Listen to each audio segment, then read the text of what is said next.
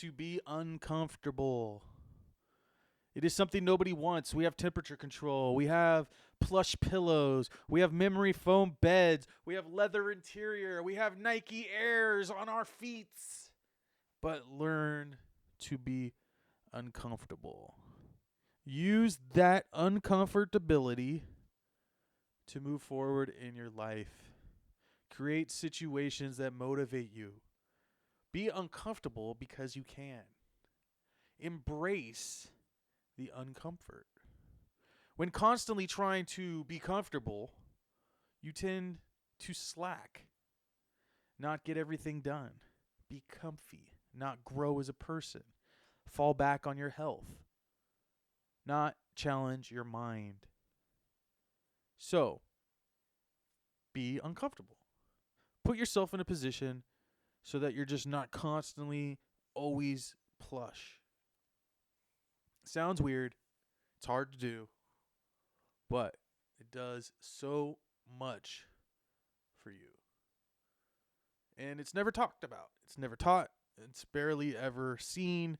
It's learned through trial and error. From being comfortable, from always trying to be comfortable, to try to find the path of least resistance.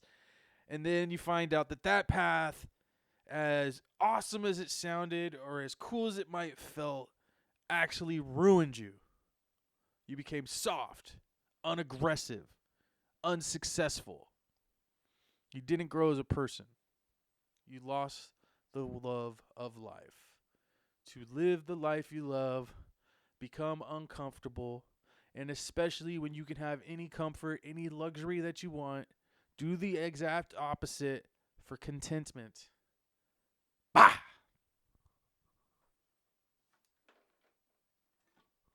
I read a book this week. A novel of the Next World War, 2034, by Elliot Ackerman and Admiral James Stavridis. This is a cool read, especially with what's going on in the world right now. It takes place in the year 2034, and it was written in 2019, so it has references to the pandemic, the COVID pandemic, and it kind of sets up this weird scenario where this Navy captain sees a vessel, a trawler on fire, and she goes to save it, and she finds the Chinese crew has all been zip-tied, and they're carrying the super stealth technology, and they blow up her ship, and in order to get that technology back, they hold like a U.S. pilot ransom, and it creates a world war where they're nuking everybody. And it's just as simple as that. Boom, boom, boom, boom, boom, boom. It's just weird because it's in the future. It hits right now. It brings in Russia. It's talking about Putin when he's like 80. He's 70 now. And it just fires on all cylinders. It's fiction, but pretty close to home. Good read. I'd check it out. 2034 came out, I think, last year or the year before. And I finally watched and wanted to update on the trilogy of Kanye West, or Yee, Yay, the Genius, or Genies, the Genius.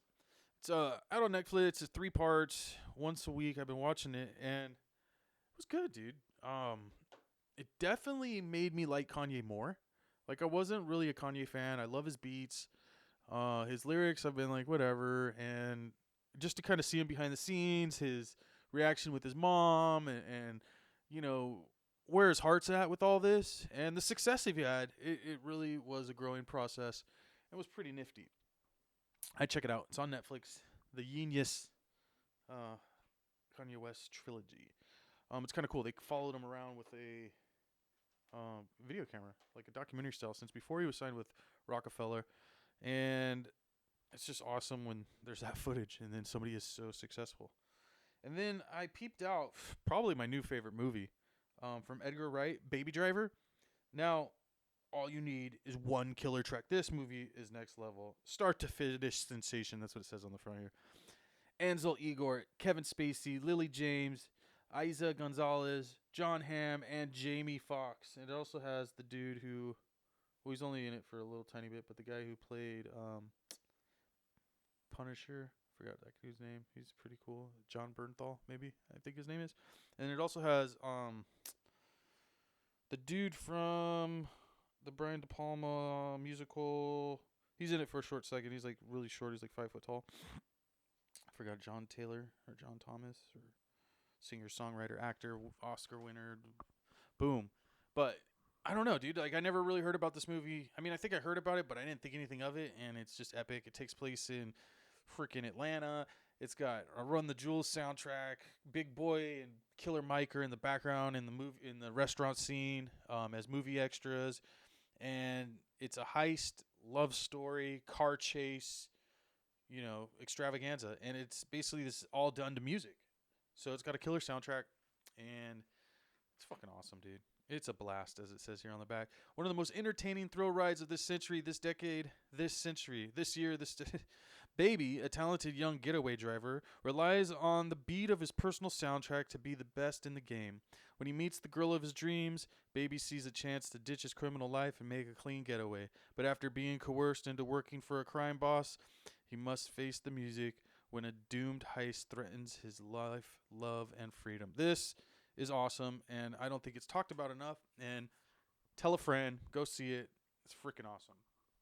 And I've owned for a little while, and I just love the cheesy indie rap movies. And this one takes the cake. DJ Paul, Juicy J, Project Pat, and La Chat, 3-6 Mafia, and Hypnotized Minds present Choices the Movie. This is cool, dude. Super low budget. It's from 2000.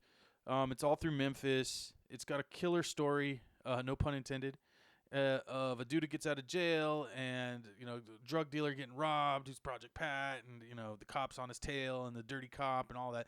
It's cool. Here it says, Choices follows the life of Pancho Villa, Rodney Wickfall, as he is released from jail after serving a 5-year term for murder and robbery charges. Villa returns home to his wife and child and tries to earn a decent living as he discovers how hard it is for an ex-con to get a good job. With a crooked parole officer on his case and a boss that tries to frame him for stealing, Villa decides that he must participate in a robbery in order to provide for his family. His partners in crime are small-town hustlers, DJ Paul of 3-6 Mafia, Juicy J of 3-6 Mafia, and weapons dealer La Chat. Their target is local ruthless drug lord Pig Pat, Project Pat.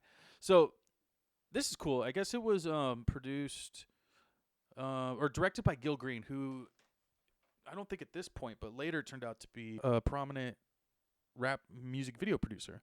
So it's kind of cool when you point all the lines together. But it's just fun. 3-6 Mafia has always been dope. And, I've seen like Baller Block In and Juice, Boys in the Hood, stuff like that. And I mean, maybe Boys in the Hood's a step above that. Minister Society's in that realm-ish. New Jersey Drive, all those, low-budget rap flick type things. This is more put on by the crew, but, that thing. This is super low budget, by the way. But it's good. It's a great story. And if you're a 3-6 Mafia fan, you got to check it out. Choices the movie. And that being said, try your hardest. Do your best. Stay amazing. Read more books. Stay humble. Be gracious. Podcast Jebuth.